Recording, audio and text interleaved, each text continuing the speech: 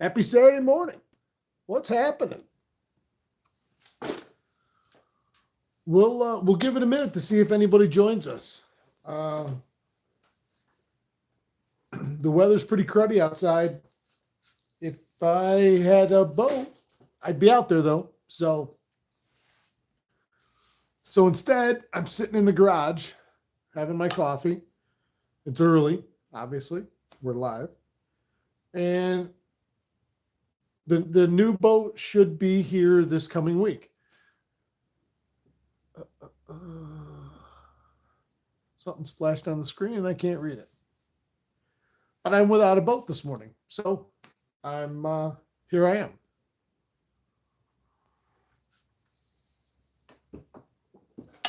And I'm going through some stuff and I'm going through some tackle. And I'm sitting here thinking, I'm like, it's a perfect morning to get together and talk. And we haven't went live in quite a long time. There's 8 people there.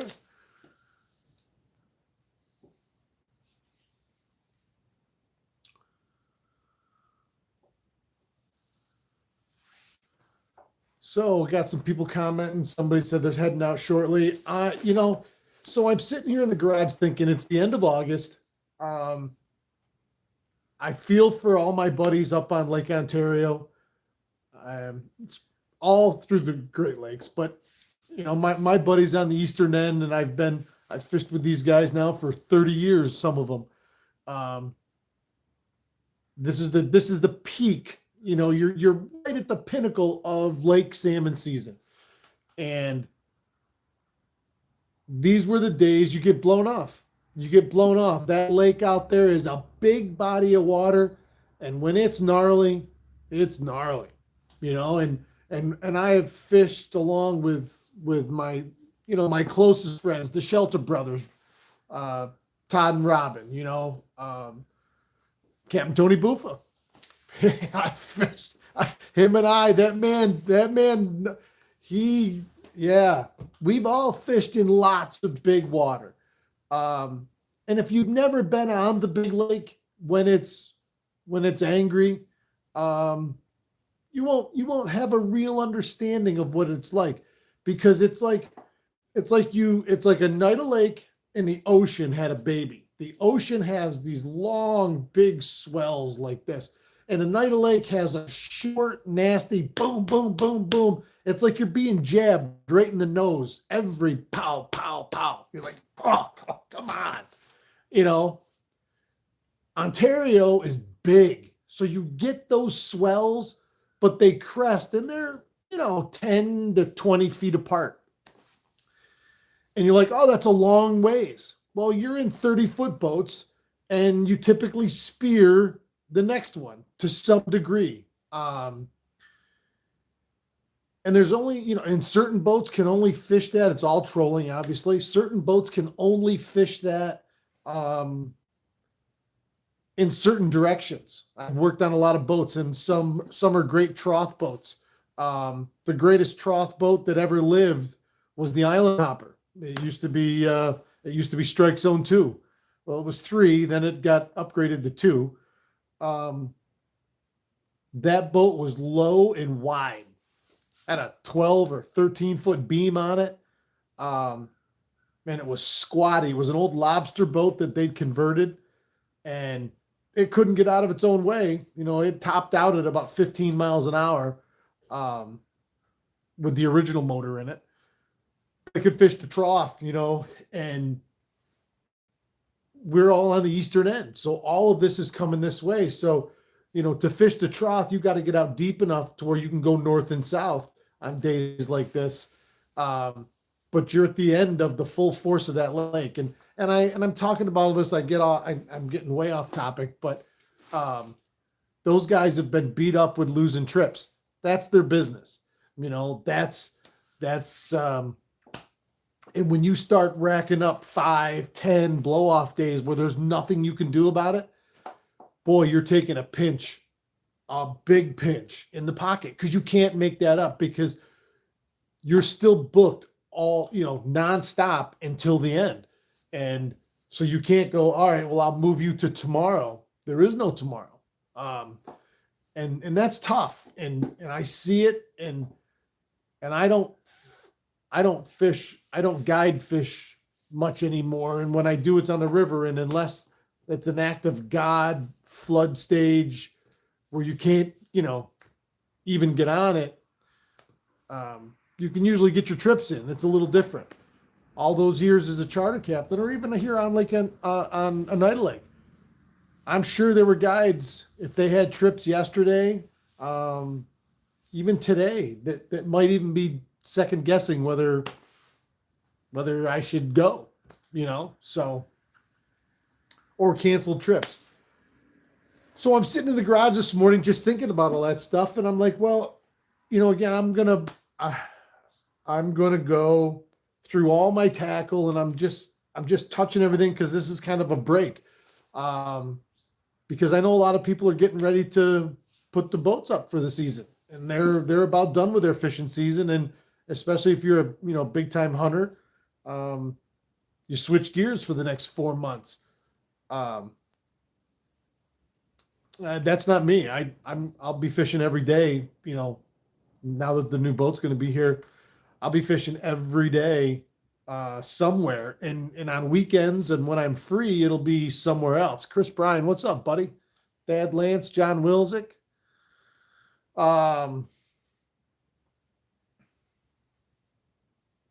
So I'm taking this as like halftime, and I'm sitting out here and I'm going through stuff, and I just started sorting out my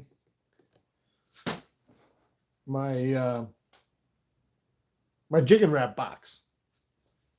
And I was going through my small size moonshines and rearranging where they live, and I'm going to tell you, so that glow goby, that glow brown goby that I've been so good with, that is fished so well that this JJ McLovin stuffin puffin muffin, which was the hottest thing for me last year, I haven't even fished it. I have it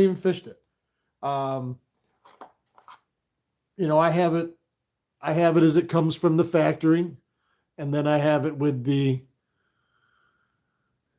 bladed treble on it too. I can't tell you whether, and I have not fished it enough to honestly tell you that makes any difference. How's that for non-committal? So I have 3 in this size. This is a let's see, the one I've been. So this is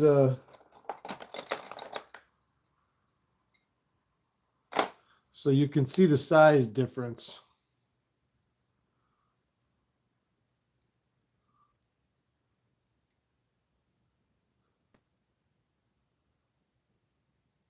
Yeah, right. You can see the size difference. The one on the bottom, the orange one, is a number 3. The one on top is a 2.5. And I think they're equivalent to, that is half ounce or 5/8, and that's 3/4 or 7/8, something like that. I just ordered the gold-plated dimpled ones last night. I got a half dozen of those coming. I have a wicked cool idea for one of them. So anyway, I've got this is the brown glow goby that I've been fishing in the bigger size. This is the smaller one. And you can see this one I've got, it's got a treble on it, and the rear hook broke off. These two have no trebles on them, and they're just the rear hook. I'll tell you that I would by far, I would fish it like this without the treble on the bottom, without a doubt. Do you catch fish on the treble on the bottom? Yes, you do. But it's probably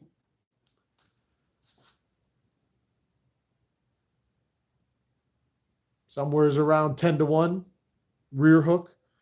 And what I love about, but I'm getting ready to put, I was fishing these in the weeds.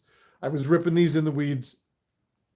So I took that bottom treble off and it made all the difference in the world. You could even put a trailer on it doing that, like a rubber piece of plastic. Um, but, and something I don't do a lot of is the spine of them right there. You can bend them one way or another. You could bend it like this, and the fall would exaggerate off to the sides. I know usually guys do that are ice fishing with these. So when they snap it up, you can really get it out away from the hole. I've never really done it with these. It's funny. I only have so many of them. I don't want to mess one up, or it's lead and it's just a piece of metal inside there. It's a piece of steel. It's the shank. Maybe it wouldn't matter. I don't know. But you could, and it would give you more one way or another. Now, it would go that way every time, though. It wouldn't go back the other way if it was bent this way. So maybe if you were if you had multiple people standing next to each other all jigging, you could theoretically tune the baits so they went like this to stay away from each other. Could. I don't know. I digress. So I am going to put trebles on both of these. I have to find trebles, and because these are a solid connection. So that treble is put on there when this is molded. There's no split ring. There's no opening in the bottom like a jigging wrap has that open hook that you can change the trebles on there. These shiver minnows do not. So the first time you need to change that hook, I typically just cut it off, cut the hook off, leave that on there, and then I'll put a split ring and a hook back on it. I have not found any difference of, it snagging up, or I would think the original reason that it didn't would have been, well, it's cost wise. It's one less thing they have to put on their lure. But let's take a minute. Let's see were there any questions. We got 25 people watching. That's pretty cool. And so there's 25 of us that didn't go fishing this morning. Morning. What is that? I can't pronounce the first one. John Doobie. What's up, buddy? Scott G, what kind of boat are you getting? I'm getting a Starcraft 188 DC Pro from Granger Marine in Sodas Point, New York.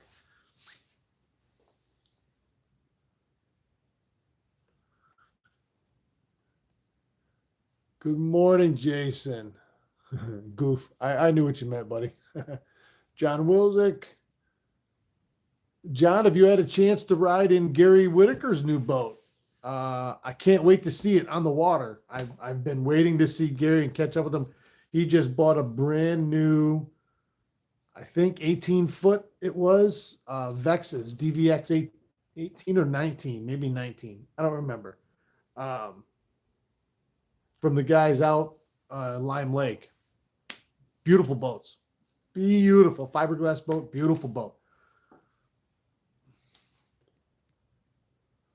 Thad Lance, Chris Bryan, Tim Graver, what's up? Yeah, thank you. Don Birdie, what's going on? Anthony Valenti, good morning. So yeah, I've just surrounded myself with tackle, and I'm hanging out. I've got to find. All right, so you guys are just going to hang out with me then, if you want. If you have questions or whatever about what's going on, what the upcoming fall bite, the transition, what I will say is, I'm also looking for ideas. I want to start putting together a trip list, because every weekend with the new boat, until I can't, till everything's frozen, I'm going to be doing something somewhere with it. Um, Places that are going to absolutely be a definite ASAP: Thousand Islands up to Cape Vincent, um, Lake Ontario. I really, really, really, really, really have an idea to catch a king out in the open lake, casting or jigging, as opposed to trolling. I want to do it any way I can, but trolling out in the open water. I think that would be really cool, especially with the live scope. You could live scope them and boom, snipe them. So I think that would be pretty cool. So that's something I'd like to do. Lake Ontario, smallmouth. Oh, the Thousand Islands was smallmouth, but also walleye. It's getting to be prime river walleye jigging season up there. So I'm really, really looking forward to that. The Finger Lakes. I have a whole Krenzer Marine was a sponsor of Walleye Fest. For those of you that were there, they were the ones that supplied the boats. He also put up the grand prize boat for the tagged fish. Had to think about that for a minute. And Tim at Krenzer's and I, he's decided to make his sponsorship year round and be my main sponsor with this boat. And the deal we were able to work out, and the people out there have been outstanding. Captain Rick Hajecki, who handles the service and all of the electronics. He's doing all the electronics install on the boat. I had everything shipped directly to them. I have all Garmin going on this boat, to include, because it has a space in the dash for this size unit. I'm going to take my 7-inch Garmin UHD off my. As a matter of fact, I took it off my boat yesterday, and it will be on the new boat in the dash with another graph at the dash, one at the bow, and then live scope on a shuttle on track system. So I'm super excited. I really, truly, this is the first ever new boat I've ever had. This is the first time I'm talking about it publicly as well. So it seems fitting, even though it was kind of impromptu. I'm with any luck, it'll be here this week. That's what I'm hoping. So very excited. The first new boat I've ever owned. Let's see.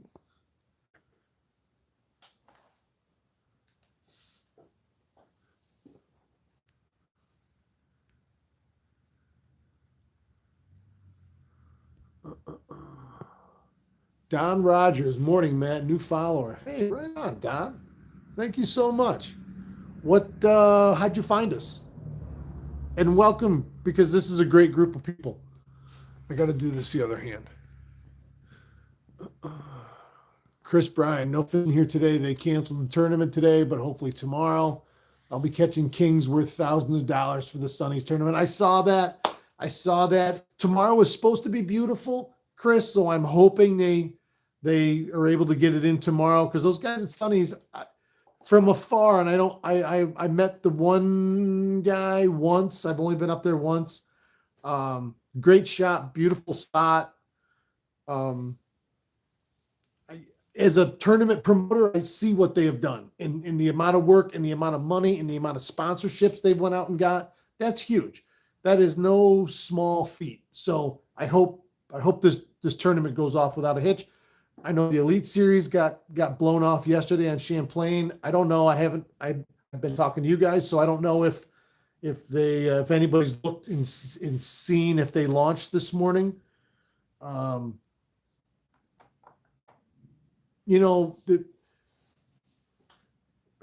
to sound like the old guy on the porch, but the weather is different nowadays. Like when I was a kid, Courtney and I were talking yesterday. She's like, fall's here in August in upstate New York is fall now. And I remember when I was a kid doing two-a-days for football in high school. So that's going back to the 80s. Like it would be 90 every day. They'd have to stop practice because it was too hot, um, every single day leading up to all the way through double session. And you'd be just dog tired. Now, I don't think it hit 90 all summer, maybe once or twice. And I don't necessarily want 90, but it shouldn't be highs in the 60s, low 70s in August. It just shouldn't be. It didn't used to be. So now you get these violent swings in weather, and it seems like it's full throttle every time it switches. And again, back to those guys up on the big lake, that's no joke up there. A NIDA, you can trailer your boat to whatever side the wind's coming from, and you can at least fish it somewhat near shore. Today on a heavy west wind, those guys on the east end probably won't go, or they would come up to this end and vice versa. If it's an east wind, you've seen me, I get pounded out here trying to break through that east wind, and I don't ever get far enough east to break through it. So I'm in it the whole time on an east wind. Those guys up there, you're not trailering those big boats. You're where you are, and if you can't get out, you can't get out. I miss talking to you guys, man. This is awesome. Chief Stone, what's up, buddy? Thad Lance, Oneida bound September 14th through 17th with brother and dad. Any information on where and fishing for perch? Well, you'll just have to stay tuned, bud. I don't know. But they won't be hard to find. I mean, depending on where you're going to stay and where you're going to fish. I mean, any place outside the weed line from 15, 16 to 30, 40. I mean, you just got to find them. You got to go around on your graph and pick an area and start looking, and you'll see those cluster schools that time of year. And they're unmistakable on your graph. You can tell they're not big fish, but they're not bait either. And the first time you see them and then stop and fish it and it turns out to be perch, and then you know exactly what they look like.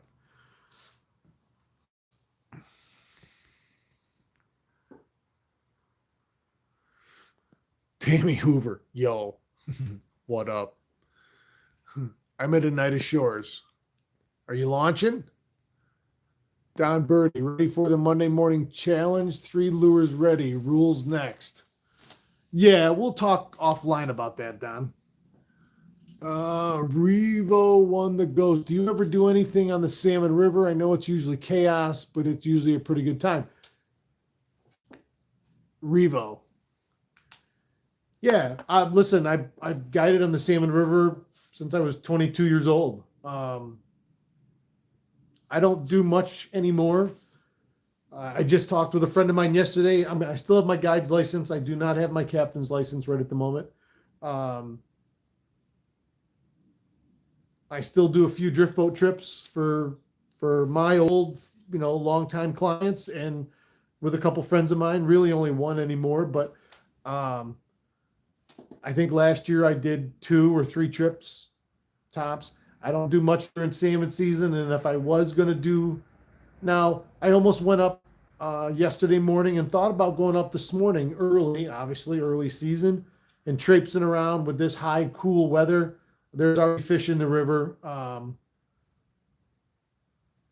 and not a ton, but there's already fish there, and with no one else around, you walk around, you might find something. You all of a sudden, if you get into a pool and or a small spot and there's 5, 6 fish in there, that's pretty good odds, So, if you go back, Revo, and look this time last year in the channel, in the content, you'll see I did some videos up there. I never did find any early kings. I think I went up there 3 or 4 times and I never saw any fish. And that time of year, you're usually looking down in the lower river, because to try and go fish one of the bigger pools this time of year, if there are fish in there, it would be very few and far between. And the bigger the hole, the more you would never be in front of them. You got to go find an area where the river next down, and it consolidates what little would be there. You know, if everything's loaded in the river, it's October and the river's loaded with salmon top to bottom, and it doesn't matter where you fish, then you fish wherever you want to. This time of year, I would focus in the absolute lowest part of the river, from the DSR all the way up to 2A, even above 2A a little bit. Maybe all the way up to the Sportsman's. So, but yes, I do some stuff up there, and I will be, I'm sure, fun fishing up there with friends, especially later in the fall for steelhead season. So yes, there will be that kind of stuff, and I'm pretty well versed in it. So if you have any questions or you want to talk about, I'm down.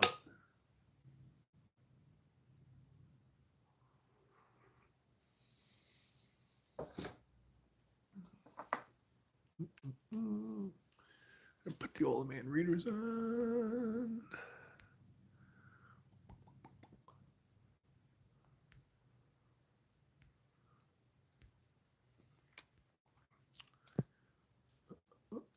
Chris Bryan, they are good people. It's a great tournament and fun banquet. They're talking about Sonny's up there. Sonny's is a tackle shop in Port Ontario. There's a free plug for you. Right on Route 3 in Port Ontario. Don Rogers, local fly fishing guy who was looking to expand my knowledge and ran across you. I appreciate the content you put out. Awesome, man. Thank you so much, dude. That's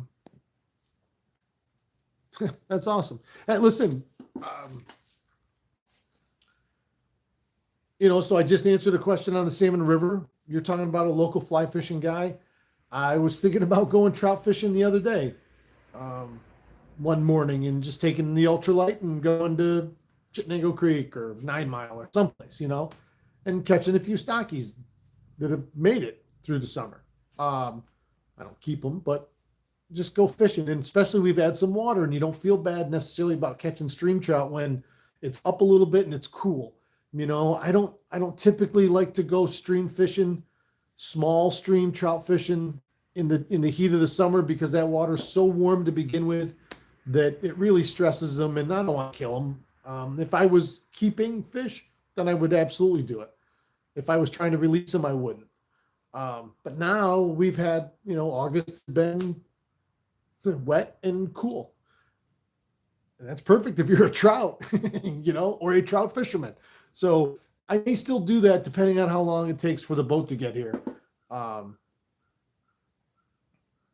So.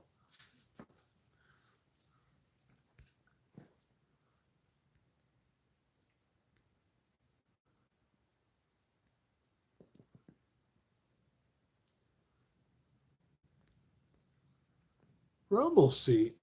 Is it me, or are there more sheep's head being caught than there was 10 years ago?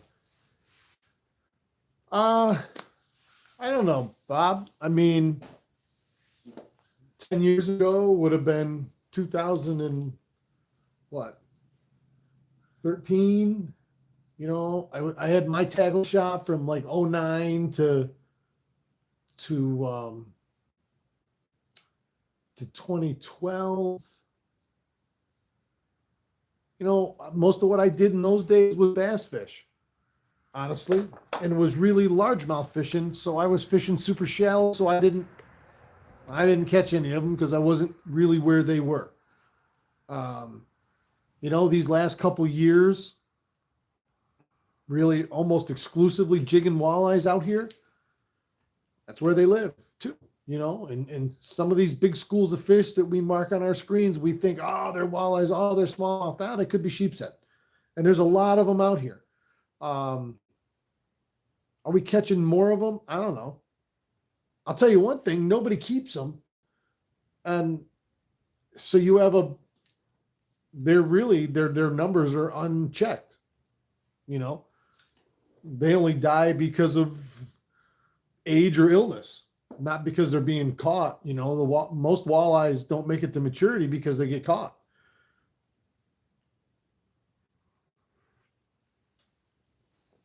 So are we catching more of them? I don't know. And they're so funny. It's so funny. I put up a short and I had and I was talking about how underrated the sheep's head is.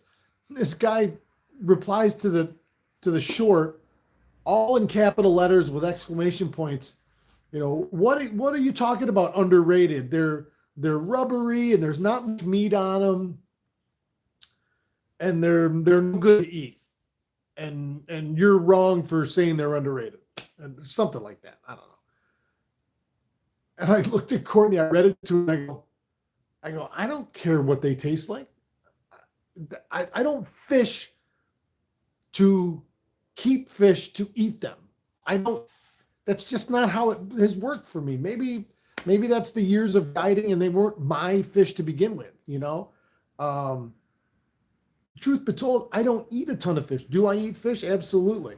Especially if somebody wants to make it for me. And I don't have to go through the time and effort of keeping, flaying, processing, cooking. By the time I get to eat them, I'm like, nah, I'm good. I'll take a couple bites and I'm like, yeah. And that struck me as funny. The sheep's head is it's a dichotomy of two different things. It's a great fight. They fight like a champ. And what we're doing with lighter tackle, and you're jigging those walleyes or you're fishing a worm harness or whatever you're doing, they give an excellent account for themselves on light tackle.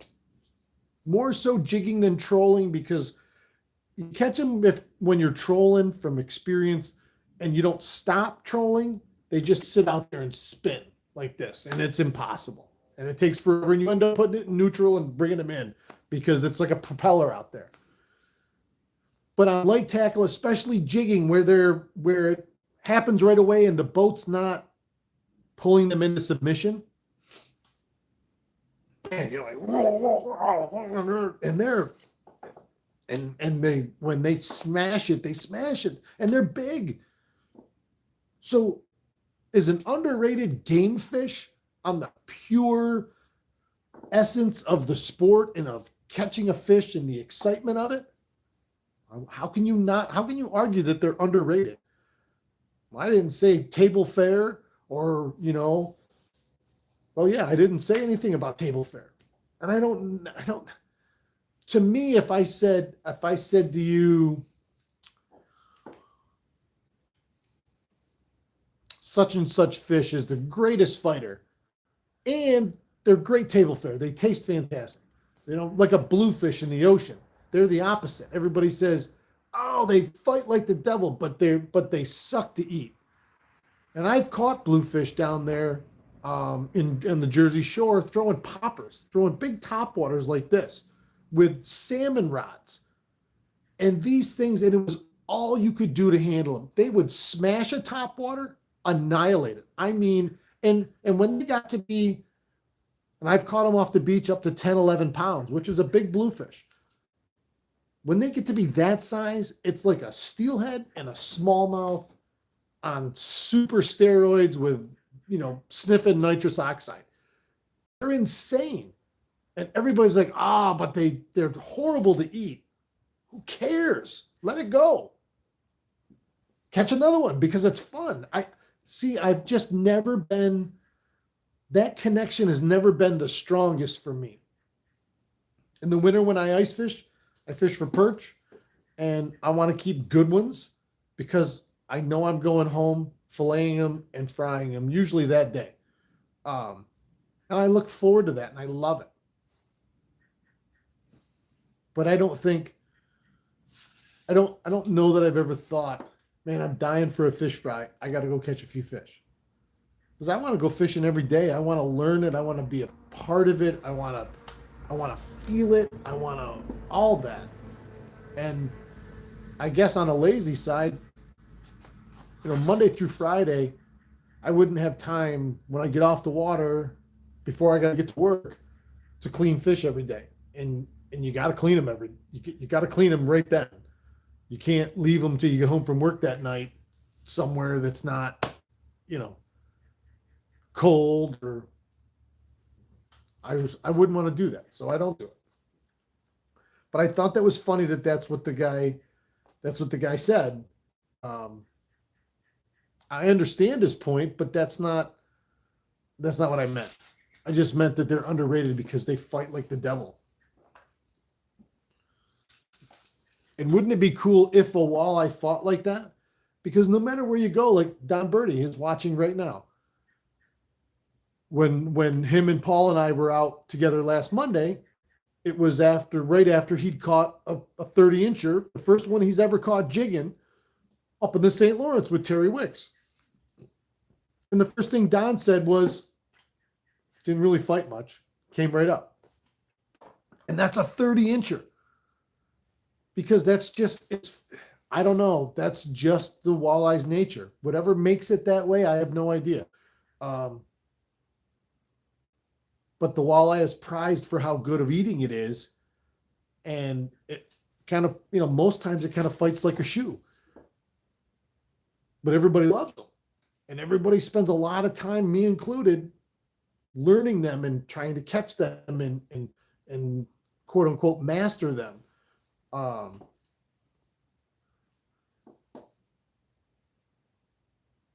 wish a lot better. Wouldn't it be awesome if they were great eating and big fighting? And you were like, everybody in the world would want them then.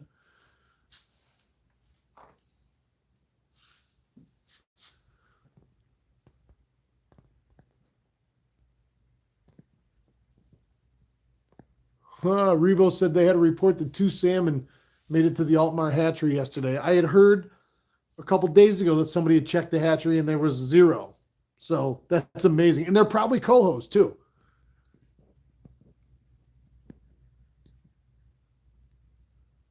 Hey, Paul Messina, what's up, buddy? Don Rogers. I spent a lot of time in the Catskills. So does my buddy.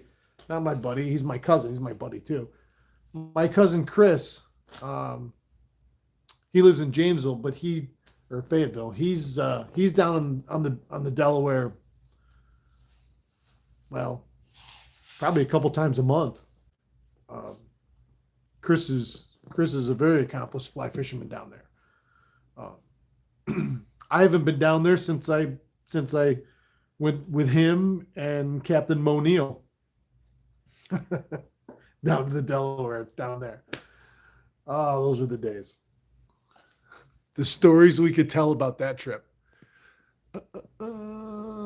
Chris Bryan, I catch steelhead all winter, don't eat any of them.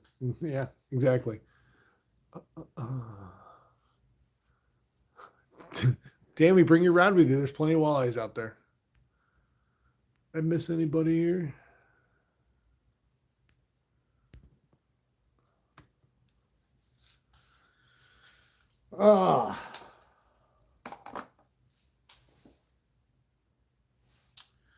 Yeah, so I got everything laid out and I'm not getting anything accomplished. I'm sitting here talking to you guys. Jeez.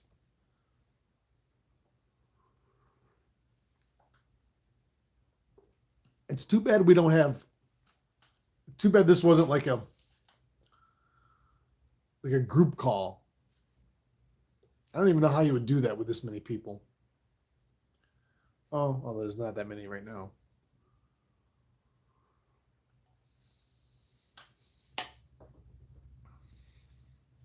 You guys have no idea the level of cleaning out I've done in here in the last couple weeks. Gradually, but I've had like 3 bags of trash that I've taken out from my corner of the garage. My life is in this little corner. And for me, that's a big deal because I am essentially a pack rat. And, emotionally and mentally, and I tend to want to keep everything like this, for fear that I would be without it at some point. And so I am, my grandpa was that way. He was a pack rat. He's who raised me. This is his fault. I got a picture staring me in the face over here when I just said his name. I'm going to go grab it and I'll show you guys a picture.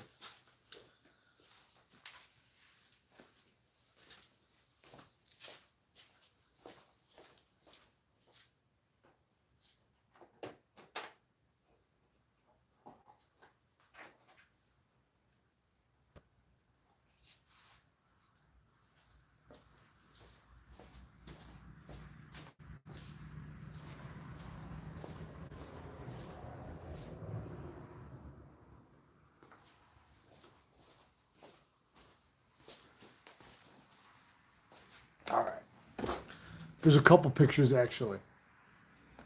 I think you guys will love them. John Burroughs. How you doing, buddy?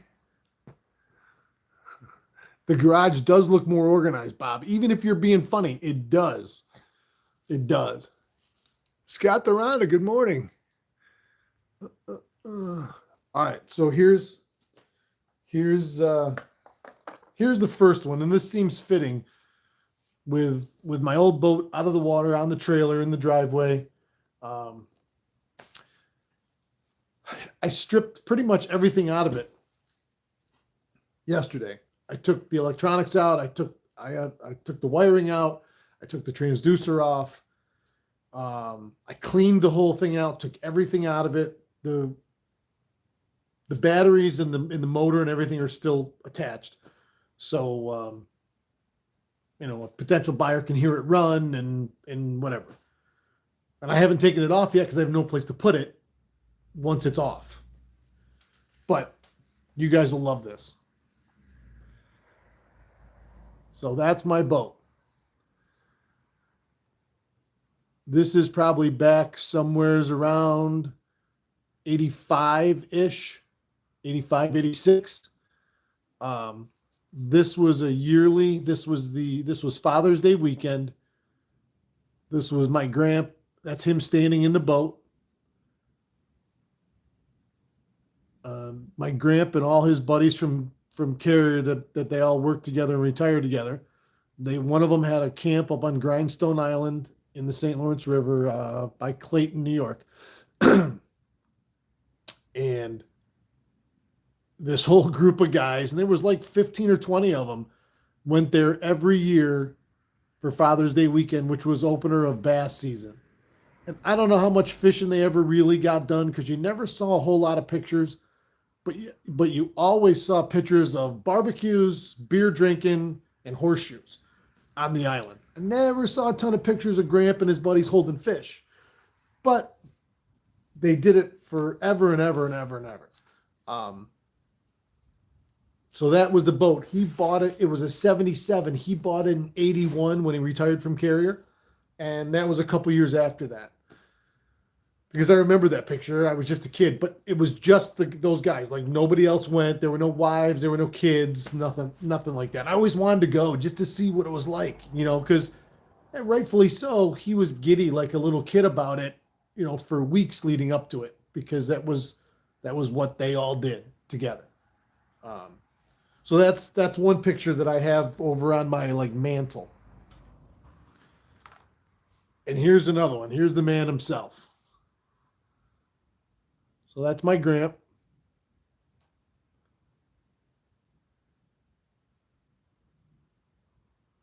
And that picture was taken, probably late 80s, I would say. I was in high school then. That's 2 walleyes and a lake trout. And you see that one on the right, that's a horse. I know that fish didn't tape out 30, but it was in the high 20s.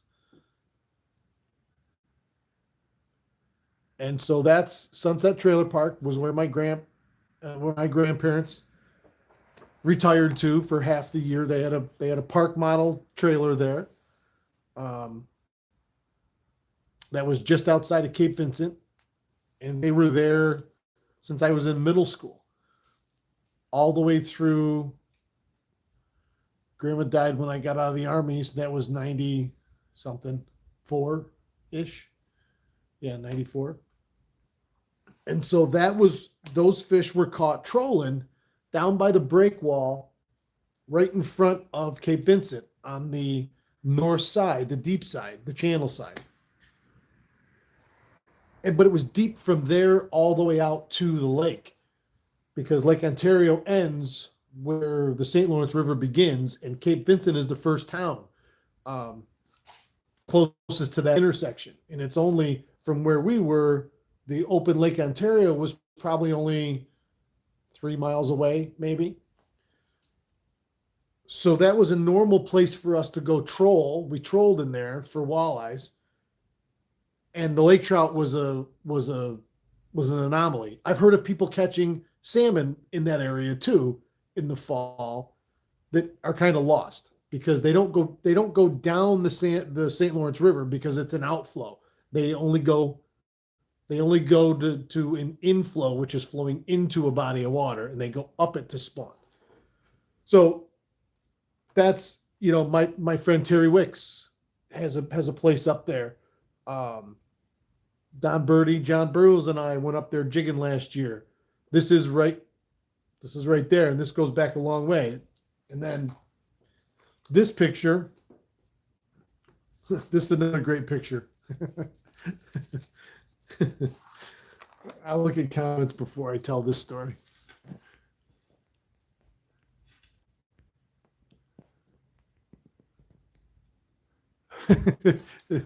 Thad, you looking at my chair? It's there's the other one right there. I took him out of the boat yesterday. I took everything out of the boat. It's just an open hull inside.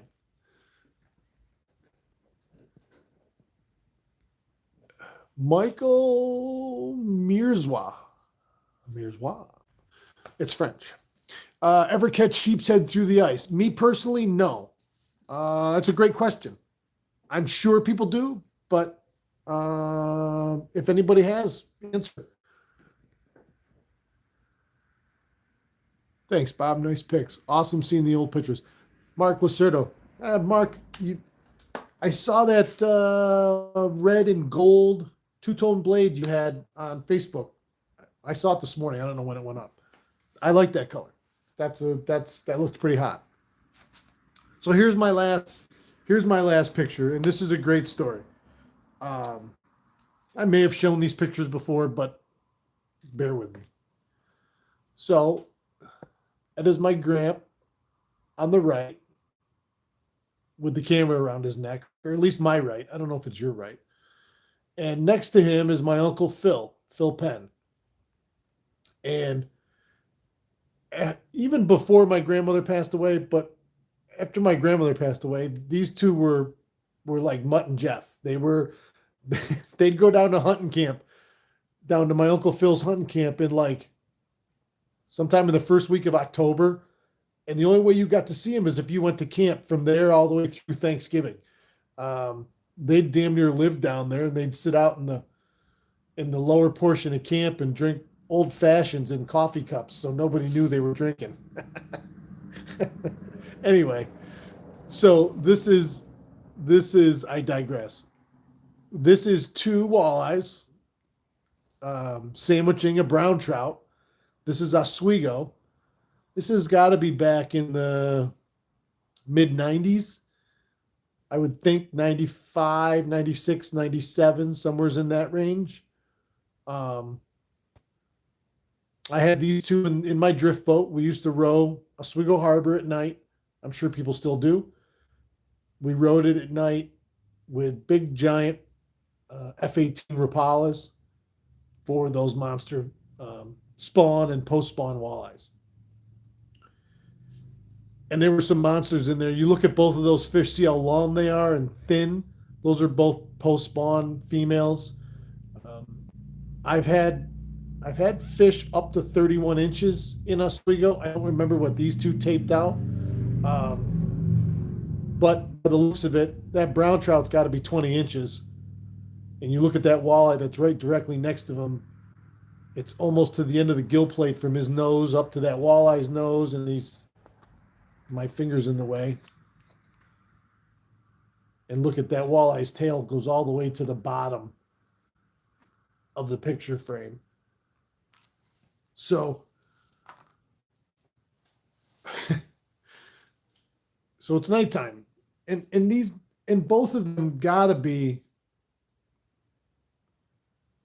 well, there was an age difference. My grandpa was older, but my grandpa had to be in his mid to late 70s at that point. And my Uncle Phil was in his late 60s at least. And he couldn't hear or see. And my grandpa couldn't really hear all that well. And it's at night. And the rods are out. And I'd be rowing like this. And you're trolling them. You're pulling them. all the way out through the harbor, the bottom of the river, all the way up by the breakwalls. We'd row this at night. And I was doing it every night of the week for a month in those days because you'd be full. Everybody wanted to catch one of those big walleyes. And these guys had come out with me whenever I was free. They'd come up and we'd fish. I'd fish all the way through the night with them. And this was the first time they came up. And we get out there, we just get around the corner of the Port Authority and we're headed east towards the cut, right past the fort. And they get the rods out. I was fishing 3 rods, one in the middle rod holder, then 2 like this. And that's in the front of the drift boat is goes like this. And there was 1 and then 2. So that's your spread. And then I had little glow sticks that I used to tape on the end of the rod tip, tape it right to the blank, and that way you could see it moving. That night, for whatever reason, I didn't have that. Some years I used to have a black light mounted on the front of the drift boat and had the phosphorescent paint on the tips, and it would light them up and you could see them. I didn't have any of that for this night for whatever reason. I don't remember why. But the drags were fairly light. And we just get around the wall of the Port Authority. I'm starting to come down that riprap wall in front of the fort, and my inside rod tweaks over, and I hear it cinch up like that, and it's in the dark. These two we're all talking, but I heard it, and I'm like, Gramp, it was on my Gramp side. I go, Gramp, you got one on that rod? What? No. Okay. No, really, you got one. Grab it.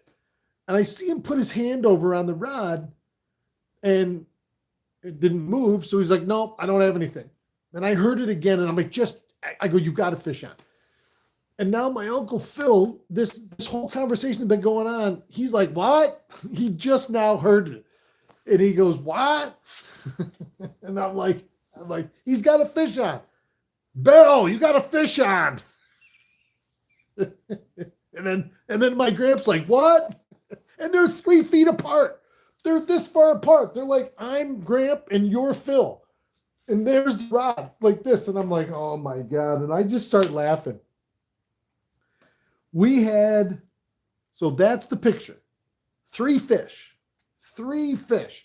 I'll bet you we had 10 on that night. I'll bet you we had 10 on. And mind you, these 2 men taught me everything. I mean, everything.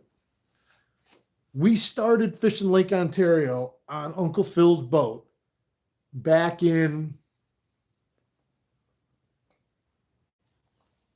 the early 80s, 82, 83, 84, out of either Oswego or Mexico Point. Those were the 2 places we always went, one of the 2. And Phil had an old MFG tri-hull in those days with an 85 Johnson on it, 2 hand crank downriggers, and we used to fish a fender and fly on each side.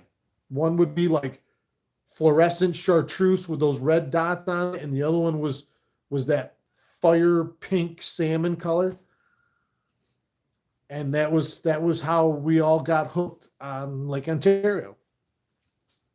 Because of him.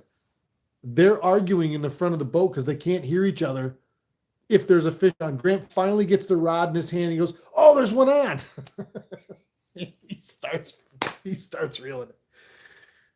And we got that fish in the boat, and it was the biggest walleye that either of the 2 of them had ever seen, let alone caught, ever seen. And it really, the amount of pride that gave me. This picture is taped up. It's been multiple places with me. Some of that tape dates back to my wall locker when I was in the barracks in the military. I've carried that picture with me since it was taken, and I always will. Some of those moments in time you'll never forget. I'll never forget that night. I'll never forget the 2 of them hugging me. when we got done and I loaded the drift boat and we took pictures, and the only thing I wish is that there was somebody there to take the picture so I could have been with them in the picture. I took that picture. And Gramp fought me on it because you see the camera around his neck and the one in his hand. My Gramp was a camera bug his whole life, my whole life. And he had no desire to be in front of the camera. He wanted to be behind the camera. And it's so funny now, I think, if he was alive now, what I do, he would love, and he would have been my cameraman from my all-time full-time cameraman from day one.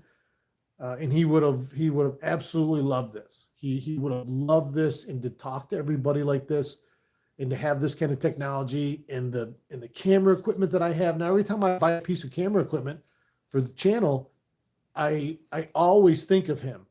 I just freaked myself out. I put that big sticker on the trash can like a stage here, but it looks like the same sticker that's on my coffee cup. And all of a sudden I caught myself looking at it. I'm like, why is my coffee cup sitting right there? It's not my coffee cup. Mine's over there, and it's different. And that just freaked me out a little bit. I'm not gonna lie.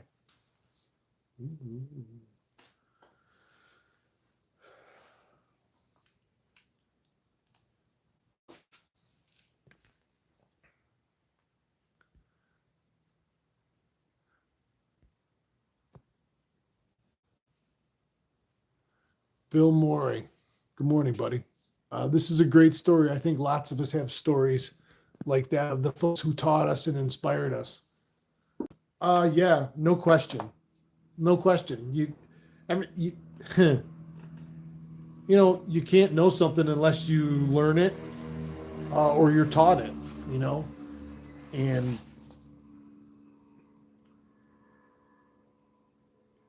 I can never remember a time my grandpa ever said no to taking me or any of his grandkids anywhere, let alone fishing. If that boat was leaving the dock, anybody that could get on it was welcome. It didn't matter who you were. It's funny, nowadays I fish with a lot of people that I say just meeting, that I may have met along the way on the lake or here. And guiding was always easy for me in that aspect because there were always people on Gramps' boat with us. If I was up there, the boat up there, meaning in Cape Vincent, at their place in the summer, and I spent 3 or 4 summers up there, from middle school to high school. I would work up there in the summer and stay right with them all summer long. They're the best summers of my life. But if that boat left the dock, I was there on it with him fishing. But there was always other people, friends of his or people in the park. They all lived in a big trailer park up there on the water. Other guys from the park.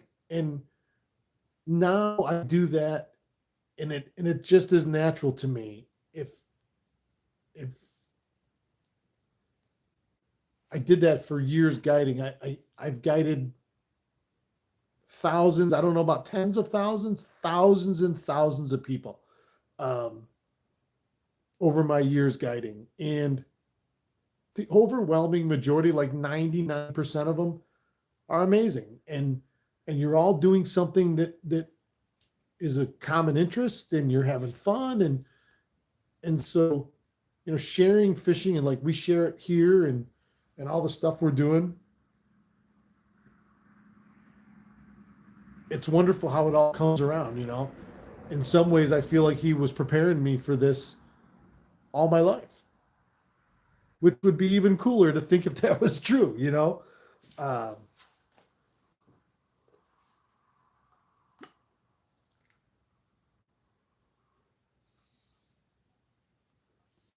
And I think all of us here now, no matter what age we are, can point to somebody in our past that had that kind of effect. And let's just talk about fishing, that either introduced you to it or fanned the flame or whatever.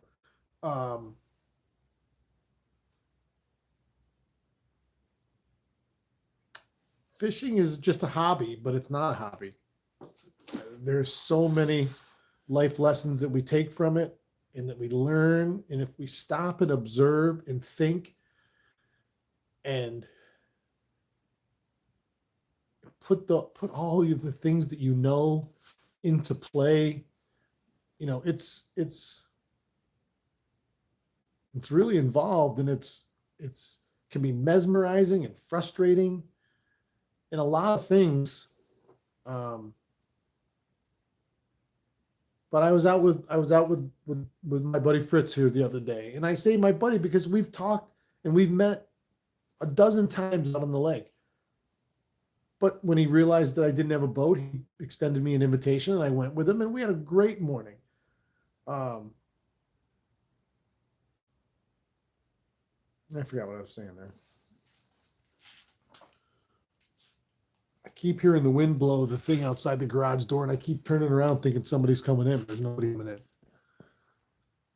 We've been talking for an hour.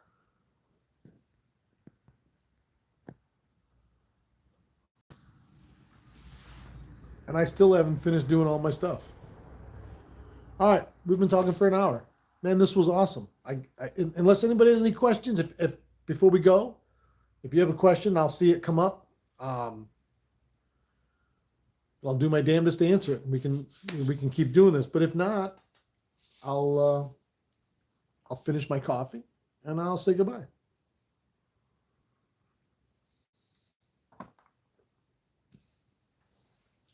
I do miss talking to you guys like this, though. It's awesome.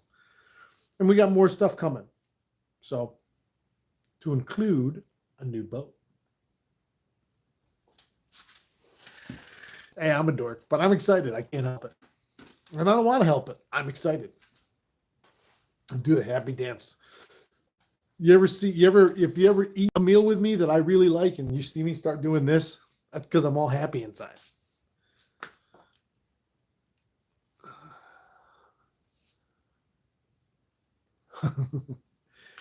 Yeah, the wind will let up. If this is halftime and then we still have the fall season to go, the fall and into winter, the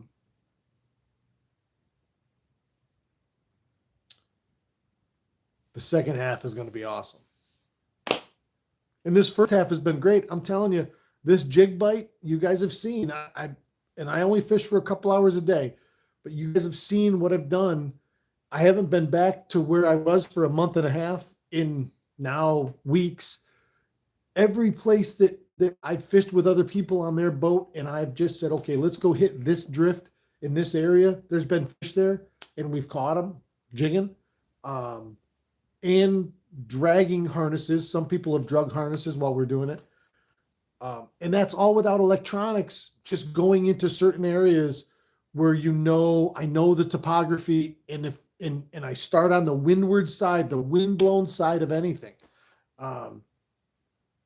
So the summer jig bite for me has been good. I have no problem with how it's been, and it's only now going to get better. So typically everybody says, oh, the dead of summer, you can't jig them. Let's troll, which is great. You catch a ton of fish trolling, but you can still jig them if you want to, and you go find them. And now as this water starts to cool, and I'm wondering, how long before this water is below 70? It won't be long if this keeps up. And now it's supposed to be 86 tomorrow and then 71 on Monday. So this water temp's going to start falling, and then things are going to start getting right, getting really right.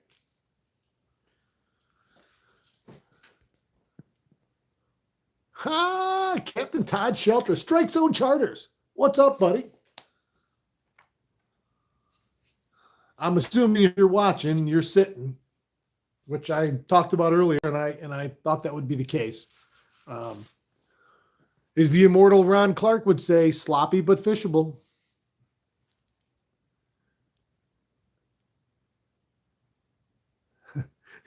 That is not an old fashioned in there. That is actual coffee. But because it was a Saturday morning that I wasn't on the go or out on the water, and I had time to make a coffee, I put a little bit of my wife's fancy sugar in there. I don't know what it is. It's some like tree bark sugar. I don't know. Organic, raw sawdust sugar. I put a spoon of that in there, and I put a little bit of 2% milk in there, and it was like a treat, because normally I just drink my coffee black, and Paul DeLime is excellent coffee, so I like the coffee. But every once in a while, I used to be addicted to French vanilla and hazelnut creamer years ago. Um, Addicted. Like I wouldn't take a sip of coffee if it didn't have that in it.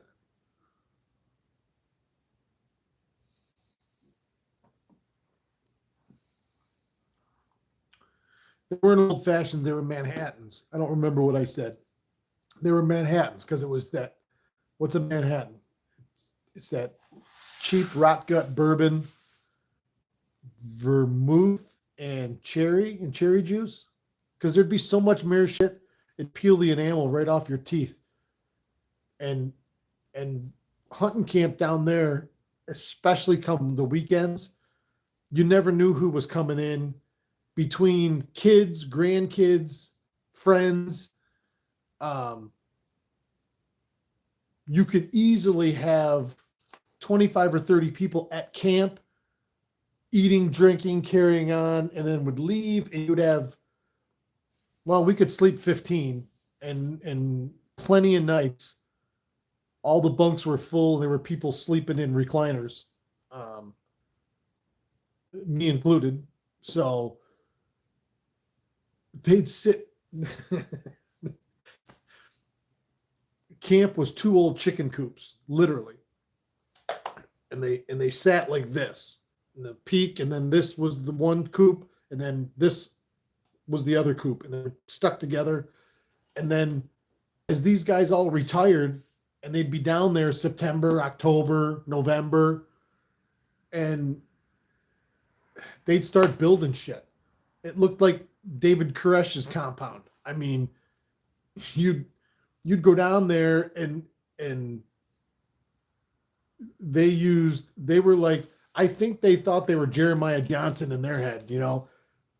You'd see some of the construction would have an actual like tree trunk that they just went and cut down to be a post or something, and then everything else would be weird scrap lumber that they'd found. And oh, it was funny. But down in the lower chicken coop was where the big wood burning stove was, and on this side is a whole row. There's been recliners and like couches and stuff over there, and that's where those guys would sit, and they'd start sitting there like this. They'd all be sitting in a row, and they all had their coffee cup, and there'd be down between the seats. Anybody remember those big gallon or 2 gallon green glass jugs of Ernest and Julio Gallo wine? Well, that was what my grandmother drank. So my gramp would would keep all of her bottles, and then they'd pre-make this swill in those green gallon jugs. And it just, I remembered, I didn't know how funny it was then as I do now. And they'd all sit there, a bunch of old farts, thinking they were pulling the wool over all us kids' eyes, until they were all pickled or passed out in the chairs.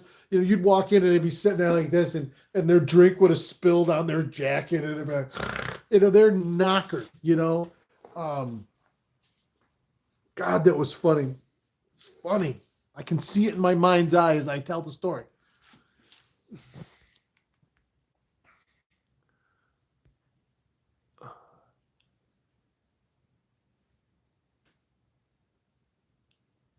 Are the last few eyes, all right, Bob, help me with this. Are the last few eyes on new rods smaller than years ago? And if so, why?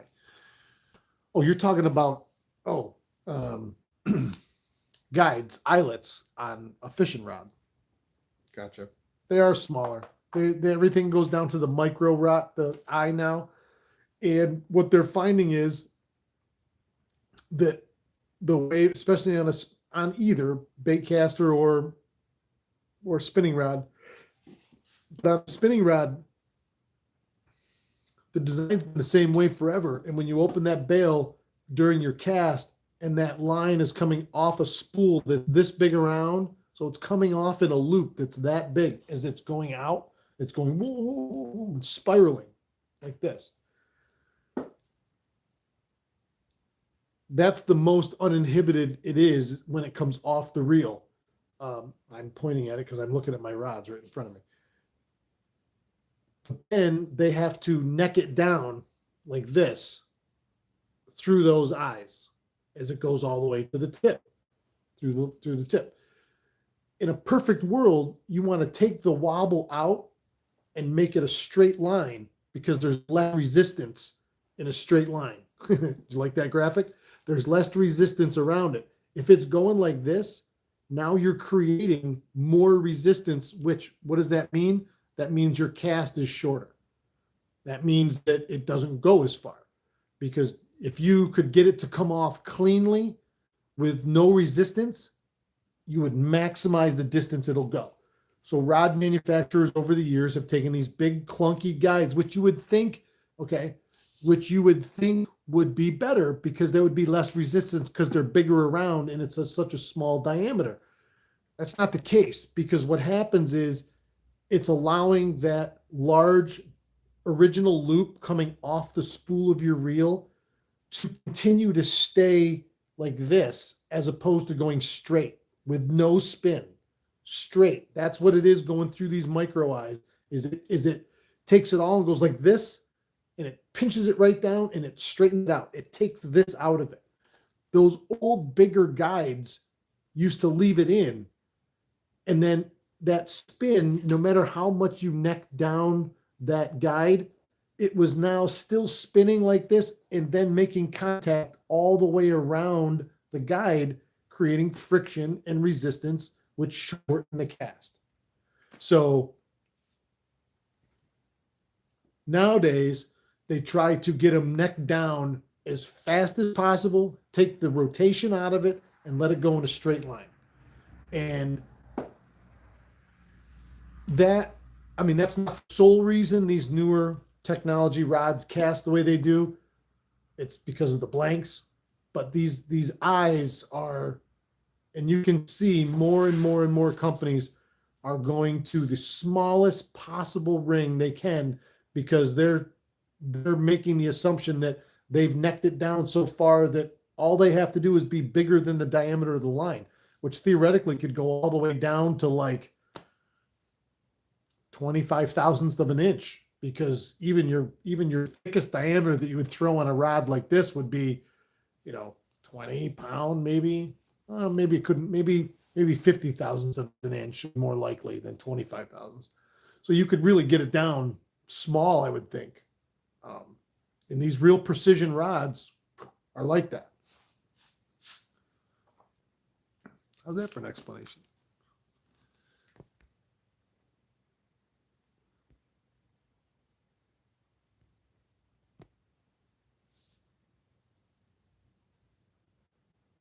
That we celebrate our 100-year anniversary at our camp this September. Can't wait. All the walls have old timer pics on them, and it's always nice to look at them. 100 years. So 1923 was when that club was founded. That was after World War One. Or was it during? Before World War One? No, I think it was after World War One. No, that's incredible. That's incredible. I'd love to see pictures of that. Rumble Seat, good explanation. Thanks, Bob. All right, I'm getting out of here. I got a couple things to do. Then we're going to the Antique Fest today. Thank you, everybody, for joining me. Thank you, thank you, thank you. This was wonderful. I love you guys and girls. And I miss these lives. I promise we'll do it more. And I'll try to work it into a regular schedule where we can still all get together once in a while and do this. Thank you, thank you, thank you. Have a great weekend. Have a great weekend. The weather's today. I didn't get to go fishing, but tomorrow's a new day. Actually, I think I'm fishing tomorrow with my buddy Tony, and then Monday with Don. So I'm super excited about that because I'm getting a little itchy. I got to get back out there. All right. Thank you. Keep your tip up. Have a great day.